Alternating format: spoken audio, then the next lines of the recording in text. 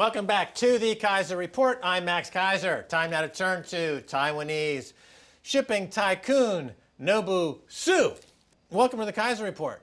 Nice to meet you. Okay, now, Nobu, you are suing RBS, Royal Bank of Scotland, which is 73% owned by the British public, for approximately, how much are you suing them for? How much? Close to $1 billion. Close to $1 billion.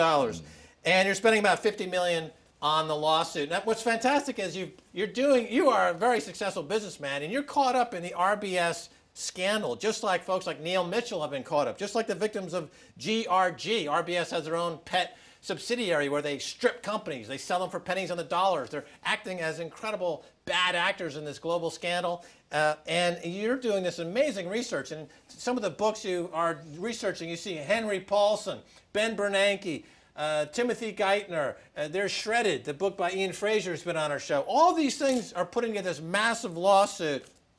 And not only that, but you've got some actual items which I would consider to be smoking guns. Here's a document that shows from RBS an $8.5 billion misstatement of funds, not 85 million, but 8.5 billion as part of a concerted, what would appear to be a concerted effort to move funds illegally, misappropriate funds. This is a document from the company. You've got the smoking gun. Here they're doing it with 3.6 billion. Here's a document from J.P. Morgan and Jamie Dimon where they're falsifying SWIFT codes. Yes. You've got the goods on these companies. You potentially could be the guy to help us get rid of these terrorists, the true bad actors in the global economy. But let's get into some of the details here, Nobu. A lot of it centers around swaps and the swap business.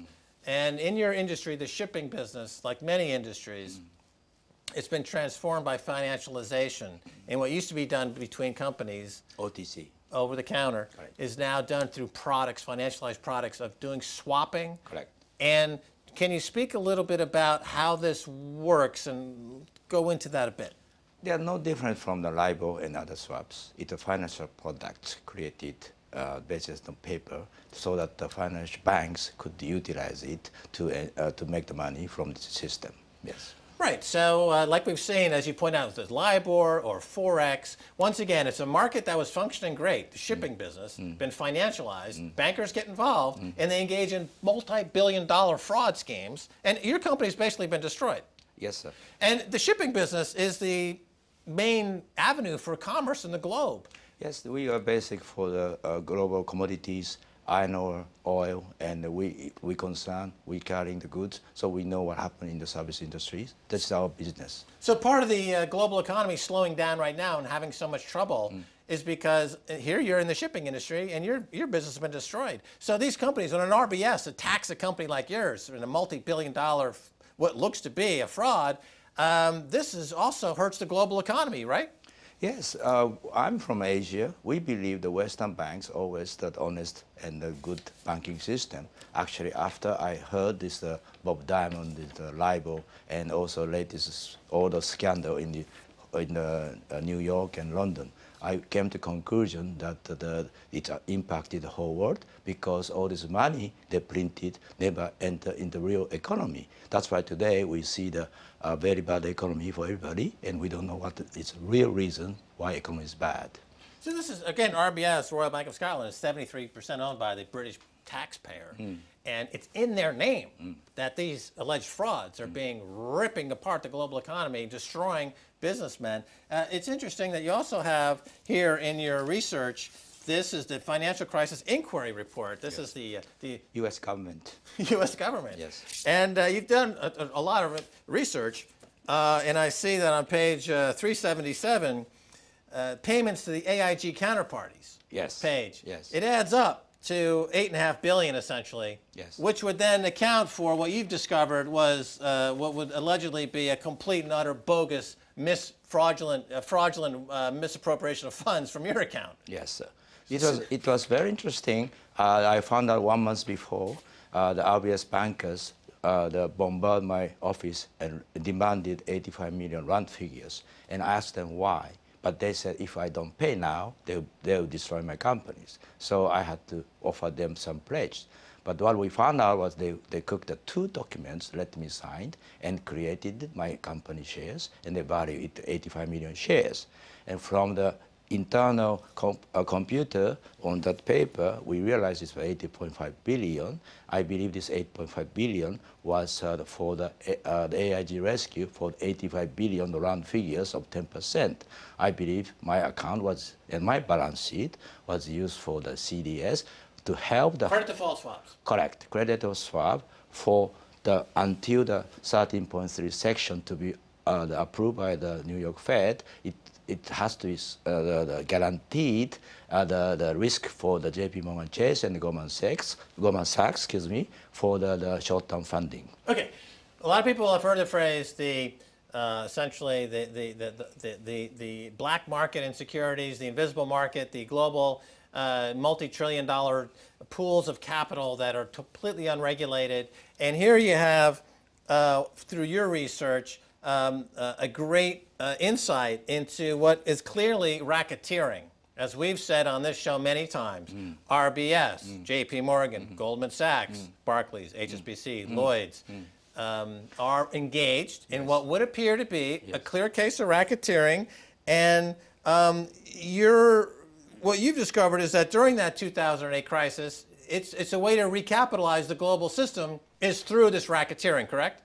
Yes, sir, it's more than that. My case seems to me like playing golf. I was a scorecard, and they create the handicaps, and I don't know what handicap they applied to me, but at the end, scorecard had long yardage and long par and long pinpoints. So I think my case is very interesting because it happened chronologically at the major events, and my account was major. It simultaneously kept the altered or the manipulated and misrepresented my positions. They forced me to not be able to do any economic activity. Have you ever given any money to Hillary Clinton's election campaigns? No. No? Well, there's your answer. Oh, really? There's your answer. In other words, in America and in the UK, it's pay for play. You give politicians money, and they won't target you in the way you've been targeted. Your problem was that you were an honest businessman. And in today's world, if you're an honest businessman, you get targeted for death, marked for death. And here, they've destroyed your company. They misappropriated billions to feather their own nest. And in the UK, taxpayer owns 73% of this viper's nest. And of course, the BBC would never go into details reporting this because they're still wading through all the Jimmy Savile kitty rape scandals that affected all of their entire operations for years, completely unreported on because, remember, they're impartial. So let's talk a little bit about iron ore prices because not only you have a unique insight, Nobu, because you are a shipping tycoon, and the shipping business is the glue that holds the global world together. This is a clear case in the swaps business of fraud. They're using financialization of fraud, of swapping to create fraud. But you think that you've observed now, this type of manipulation extends into other areas like iron ore, et cetera? Can you talk about it? Oh, yes. I look at 2008 as an execution to rescue the banks and the global financing system. It was planned since 2006.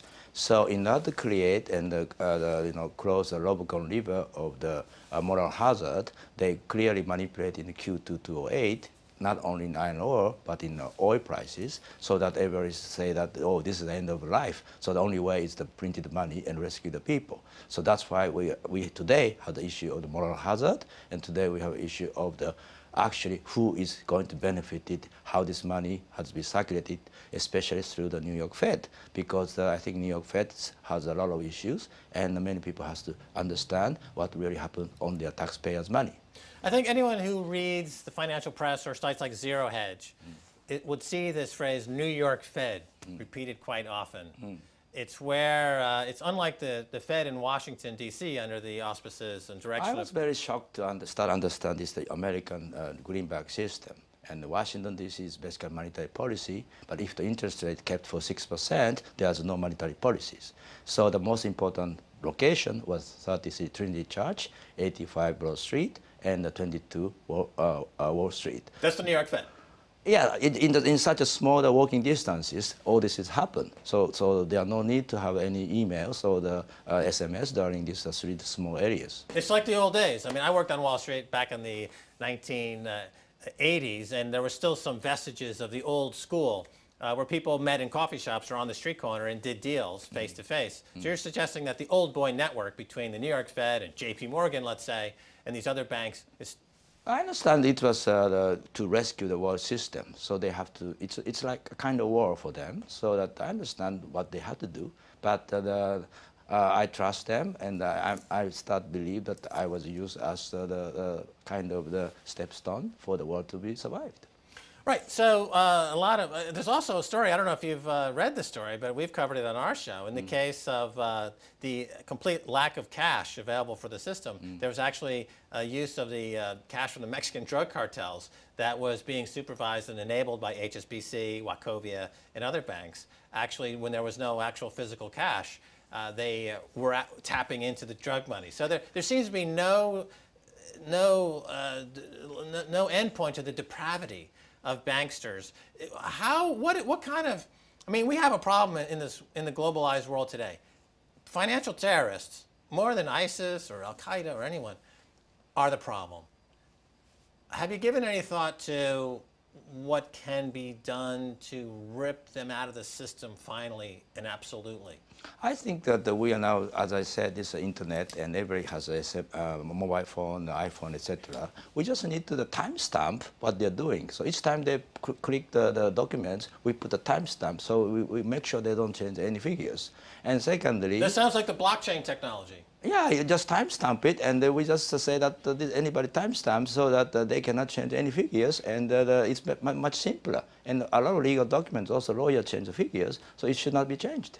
I know when I was working on Wall Street, we did something called a look-back trade with the options desk, which abused the timestamp principle in terms of putting trades in different accounts. And you're absolutely right. If everything was actually timestamped, so but to do that would mean you'd have real accountability. Basically, we need to change the regulation more simpler. And I also think about the accounting was fraud in those since 2006 for IFRS accounting called mark-to-market accounting, so they could change the figures whatever they wanted. Right. So, okay. Yes, we'll get into that. The mark-to-market accounting, all that stuff is great stuff, but we're out of time. Nobu, thanks for being on the Keiser Report. Thank you very much. Well, that's going to do it for this episode of the Keiser Report with me, Max Keiser, and Stacey Herbert. I'd like to thank our guest, Nobu Su. You can follow his ongoing case with RBS in Singapore on the web. If you'd like to get in touch with us, tweet us at Keiser Report. Until next time, bye, y'all.